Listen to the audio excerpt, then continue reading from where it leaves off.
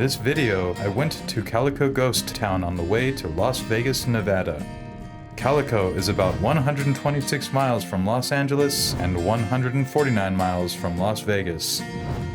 I will share my personal experiences, things you can do, and the history of this special corner of the desert.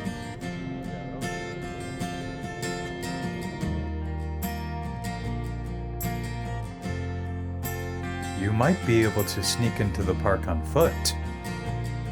Otherwise, entering the park costs $8 per adult, $5 per youth, and kids under 3 are free.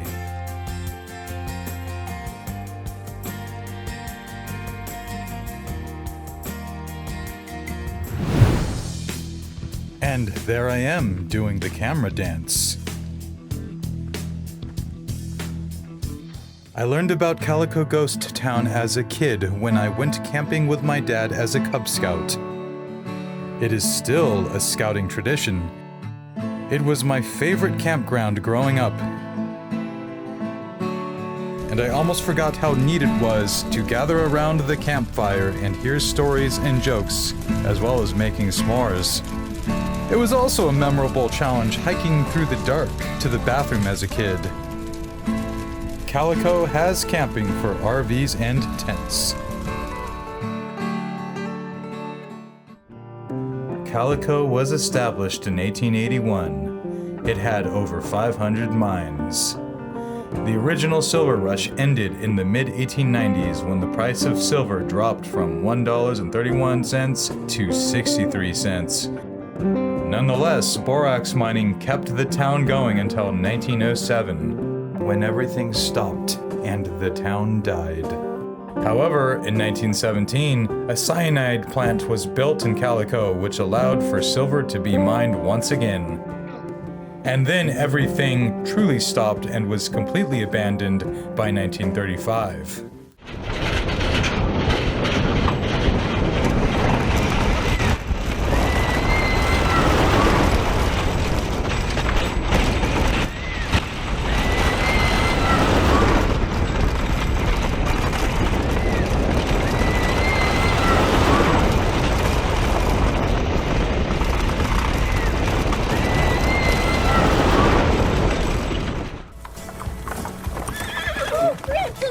You and yours are invited back to Knott's Berry Farm for our 100th anniversary family reunion, where a century of totally original family fun It's for you.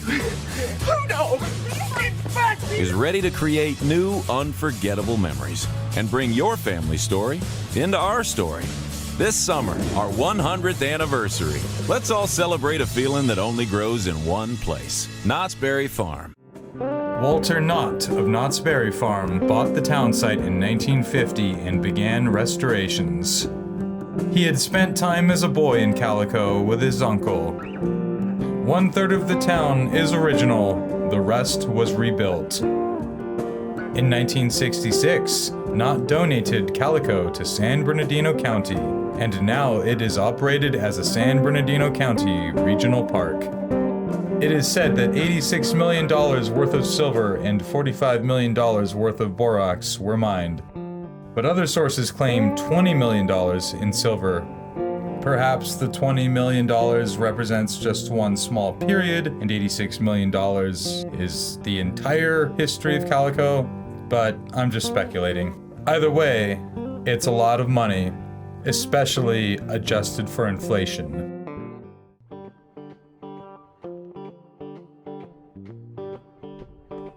I love gift shops, and Lane's General Merchandise did not disappoint. It was the first of a few that I visited.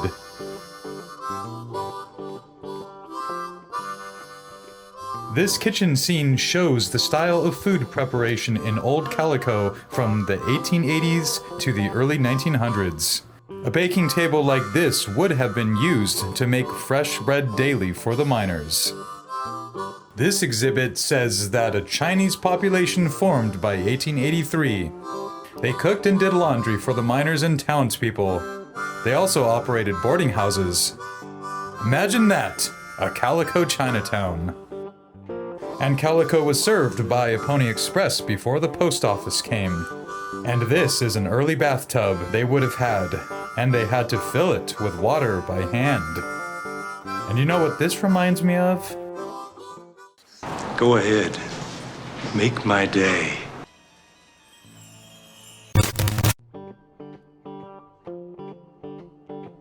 The second gift shop I visited was the Calico Rock and Gift Shop. Silver lace onyx is only found here in the Calico Mountains, according to this shop.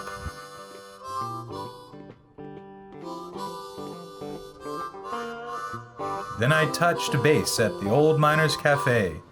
I remember getting double scoop ice cream waffle cones as a kid.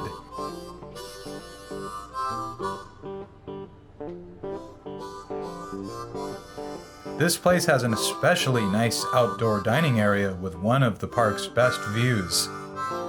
Too bad I had no time to enjoy the food.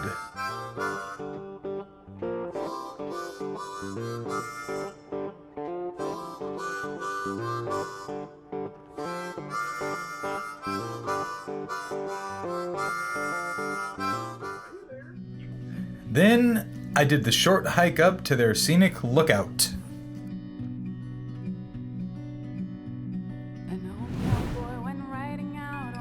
That is the Calico-Odessa Railroad, a great activity for the family.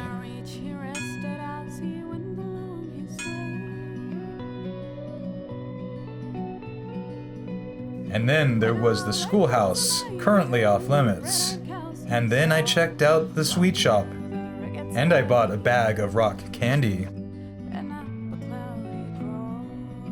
The Zenda building is one of the original buildings. It dates back to 1887. The Zenda Gold Mining Company bought rights to mining claims in the early 1900s. And this is Calico around 1890. This exhibit explains how Calico is in a fault zone, and that over millions of years, the Calico Mountains moved over 12 miles. And that all this activity is the reason for the mineral deposits that have been found here. Once silver was mined, it needed to be milled. 500-pound hammers pulverized the ore inside this mill, and your eardrums took a beating too. And lunchtime!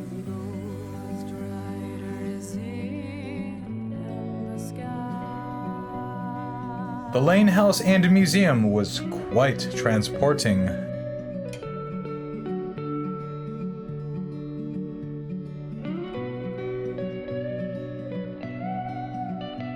Next time, I would like to try the restaurant, which apparently specializes in fried chicken.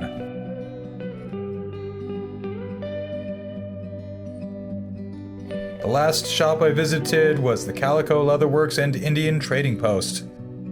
By this time, I was ready to get back on the road. The biggest thing that I did not do was the Maggie Mine tour.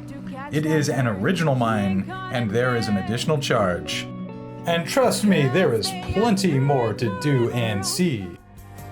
After leaving, before getting back on the interstate, I stopped by this neat roadside store. Blessings on you if you made it this far. Subscribe and hit the thumbs up if you liked the view.